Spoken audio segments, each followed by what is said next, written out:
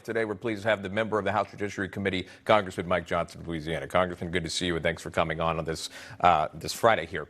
If you can, tell the viewers a little bit more about this bill. What exactly does it do, and how concerned are you over this Disinformation Governance Board? We're deeply concerned, Sean, and the bill is very simple. 50 of my Republican colleagues joined me in the legislation. We're going to block federal funding for this dystopian, Orwellian Disinformation Governance Board that they're calling it. It's really just a surreal measure that it's come to this. It's blatantly unconstitutional, I believe, and President Biden needs to dissolve this thing before it gets out of the blocks. If he doesn't, then we're going to do everything within our power to make sure it has no fuel. Do you see any bipartisan support for that? I know you would have to have some senatorial support as well to get it passed.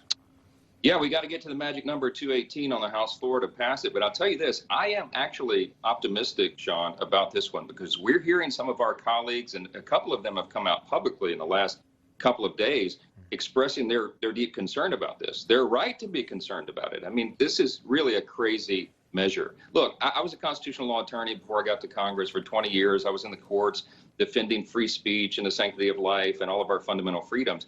This is a very settled, very well-established principle of American jurisprudence that the government has no role whatsoever in determining what supposedly is true speech or acceptable speech. It's outrageous that they would go this far. It would be blatantly, I think, viewpoint discrimination. I think it could be struck down in court. But we can't afford to even take this experiment to even go this far. This is really an outrageous measure, and we need to stop it. The concern grows even past yourself and other House lawmakers. Mayorkas went back and forth with Senator Rand Paul on this, too. We'll play that heated exchange, and I'll get your reaction. Here's that. What this working group does is precisely what I would think you would want it to do, which is to take a look at the work, the disinformation work that our department has done, and ask the following questions. Do we have policies? Do we have guardrails? Do we have standards? But here's the problem. We can't even agree. We can't even agree what disinformation is.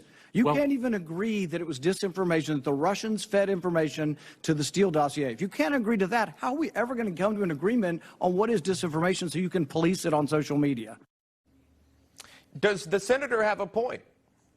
Absolutely. Rand is exactly right. And by the way, Secretary Mayorkas is the worst possible person to be the police over this. I mean, he is incapable of telling the truth himself. He got in front of our House Judiciary Committee less than a week ago and insisted that the border is secure. I mean, come on. The facts speak for themselves.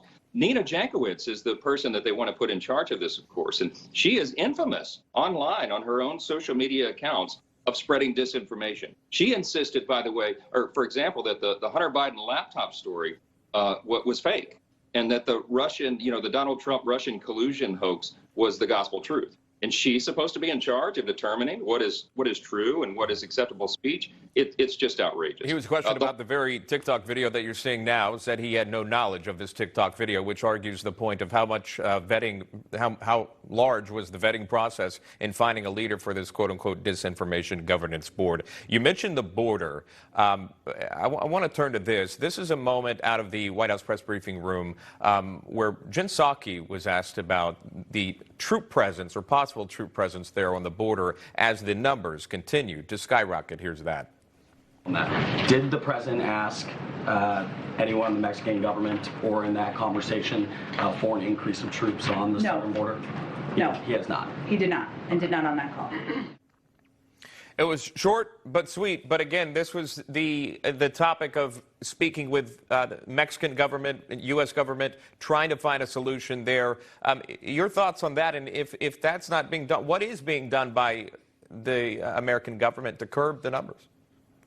The opposite of what is needed. It is their policies that have led to this. It's not even a crisis anymore, Sean. As you and I both know, it's a catastrophe. We have a humanitarian catastrophe on the border, and it is making Americans less secure. We're bringing in untold amounts of dangerous fentanyl and narcotics that's the leading cause of death for Americans age 18 to 45 now, drug overdoses related to this open border. Of course, we have dangerous persons coming in an untold number. We have at least 42 known terrorists who are in the country. And by the way, Secretary Mayorkas told Jim Jordan and me and my colleagues on the House Judiciary Committee he's not really sure where they are.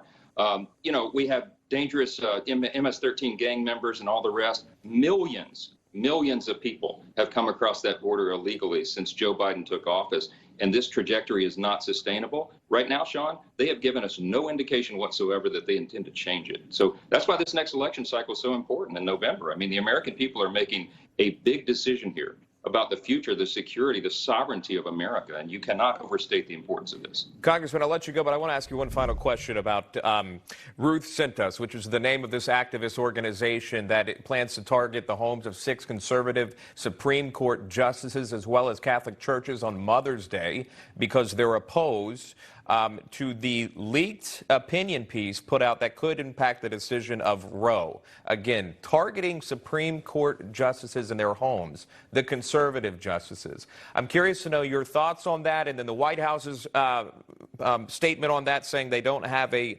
government position on protests, not really outspoken about the targeting of the Supreme Court justices. Your final thoughts?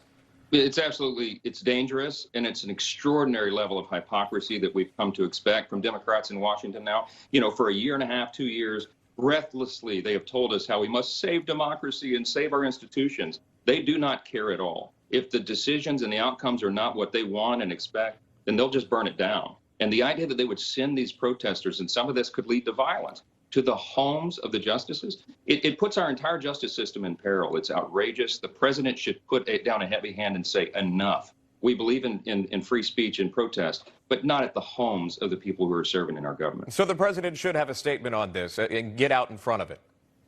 He's the leader. If he said that, it would have an effect. But they don't care. I think they're in cahoots with these folks, and they want this to happen. And it's outrageous and sad. And again, it's dangerous to our institutions and to the people involved. Congressman Mike Johnson of Louisiana. Congressman, good to see you. Enjoy the weekend. We appreciate your time. Thanks, Sean. You got it.